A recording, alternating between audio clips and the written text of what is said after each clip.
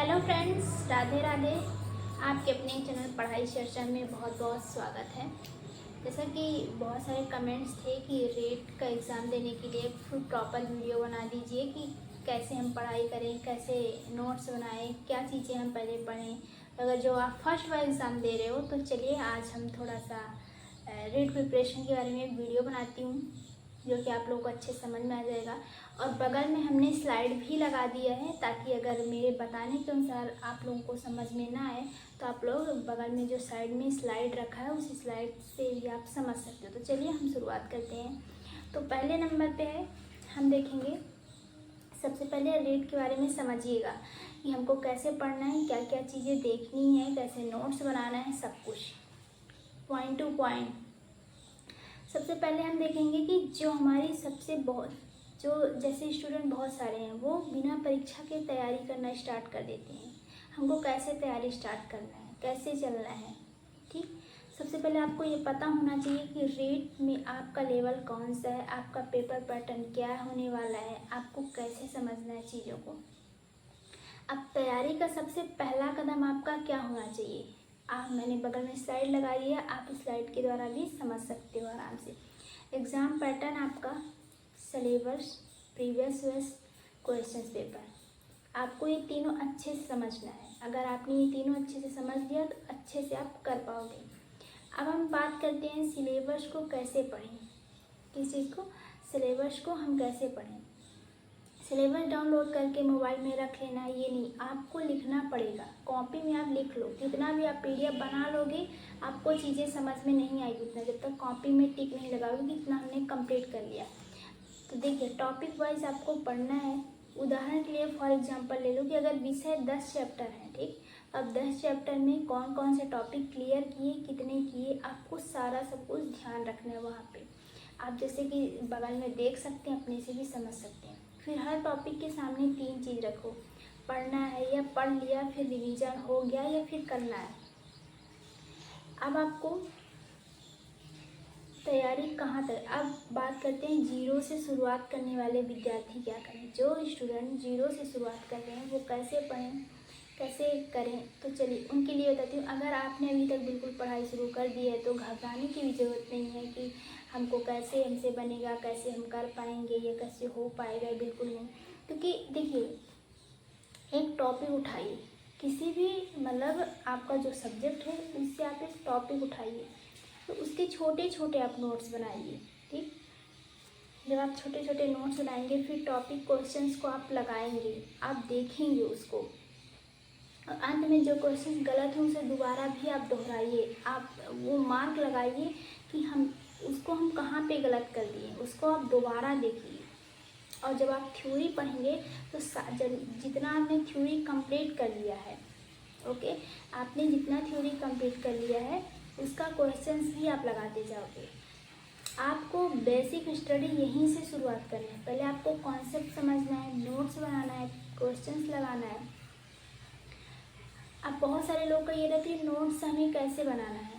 हर line को notes का मतलब ये नहीं कि हर लाइन को हर बुक की किताब ही नोट्स छाप लो, लिख लो, दोबारा किताब को पूरे नोट्स में लिख लो, ऐसा नहीं करना है। आप केवल वो चीज़ें लिखनी है शॉर्ट्स नोट्स में, वो चीज़ें लिखनी है जो बार बार आपको भूल रही हो, जो आपको लग रहा है कि ये चीज़ें इम्पॉर्टेंट है, ये फैक्ट है, ये आ सकता है एग्ज़ाम में, वो चीज़ें आपको नोट्स में लिख लेना है, जो चीज़ें आपको बार बार भूल रही है। अब चीज़ें बार बार पूछी जाती है नोट्स में ज़रूर मार्क करना, ठीक। अब सबसे बड़ा कन्फ्यूज़न यही होता है। अब हम बात करेंगे कि PYQ कैसे लगाएं।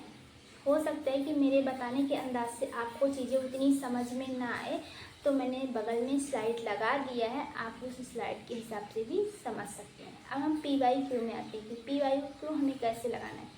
कुछ सिलेबस ख़त्म होने का मतलब जैसे कि सिलेबस ख़त्म हो जाएगा तो उसके बाद हम PYQ लगाएंगे, ऐसी गलतियाँ भी मत करना।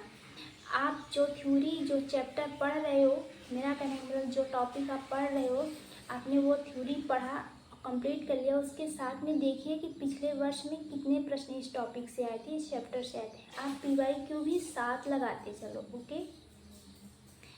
अब आपके यहाँ पे मिस्टेक हो, मान लो कोई चीज़ गलत हो गई, मिस्टेक हो गई, उसको भी अलग से एक अंडरलाइन करिए कि ये चीज़ें हमने कैसे गलत कर दिया, उसमें भी आप गौर करना है आपको। पढ़ाई की डेली रूटीन क्या होनी चाहिए आपकी।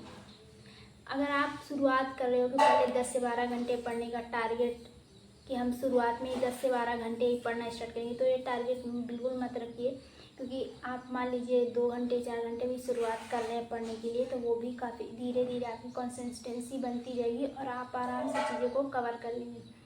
पहले सेशन में आपको कॉन्सेप्ट देखना है, दूसरे सेशन में आपको दूसरा टॉपिक फिर क्वेश्चन देखना है और बाद में आपको रिवीजन भी करना है।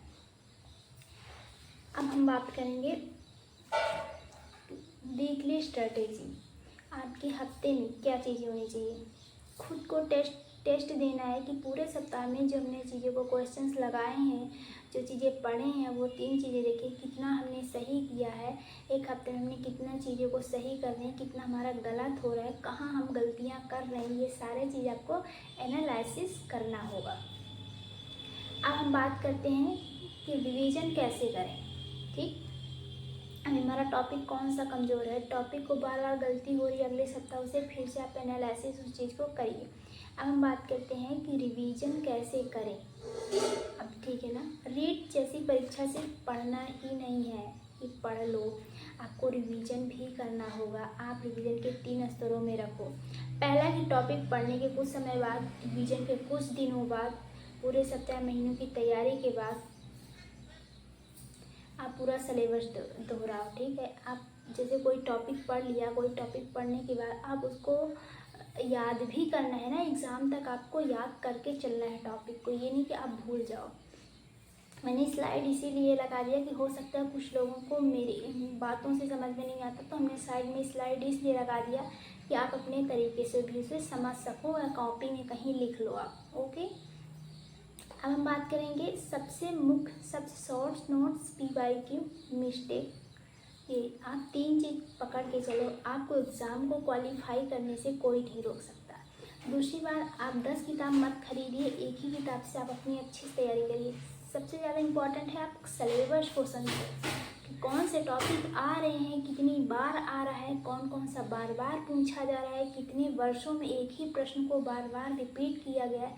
इन सब चीज़ में आप गौर करो, देखो फिर आपका एग्ज़ाम कितने अच्छे से क्वालिफाई कर लोगे। मॉक टेस्ट, अगर मॉक टेस्ट की मान लो 100 में से 70 क्वेश्चन सही हुए, फिर 70 देखकर आप खुश मत होइए क्योंकि 30 क्वेश्चन क्यों गलत हुए, इसमें भी आपको एनालिसिस करना है। क्वेश्चन समझ नहीं आया है, टॉपिक पढ़ा नहीं है, तो हमने सारा रूटीन, सारा सब कुछ हमने स्लाइड के रूप में आपको बता दिया है। और ये मैंने खुद से स्लाइड बना के कि आप लोगों तक अपडेट करूं। बहुत सारी डिमांड थी, बहुत दिन से था बनाने के लिए, मैं बना नहीं पा रही थी। अब स्ट्रेटेजी आपकी क्या होनी चाहिए, जैसे मान लो मटेरियल इकट्ठा ना कर पाना, परीक्षा एग्ज़ाम पास आ गया, ओके, तो आपको इस तरह से ऐसे ध्यान रखना है और आप बहुत अच्छे से आसानी से कर पाओगे। तो चलिए हम नेक्स्ट वीडियो में मिलेंगे आपको। अगर आप लोगों को कन्फ्यूज़न होगा, समझ में चीज़ें नहीं आ रही होगी, तो बिल्कुल कम्प्लीटली आप पूछिएगा, हम उसका रिप्लाई ज़रूर करेंगे। और अगर ज़रूरत पड़ेगी हम वीडियो भी बनाएंगे। अगर आप लोगों का डिमांड होगा तो आप लोगों का कमेंट का इंतज़ार रहेगा कि नेक्स्ट वीडियो किस टॉपिक में चाहिए। Thanks for watching my video. मिलते हैं नेक्स्ट वीडियो में हम।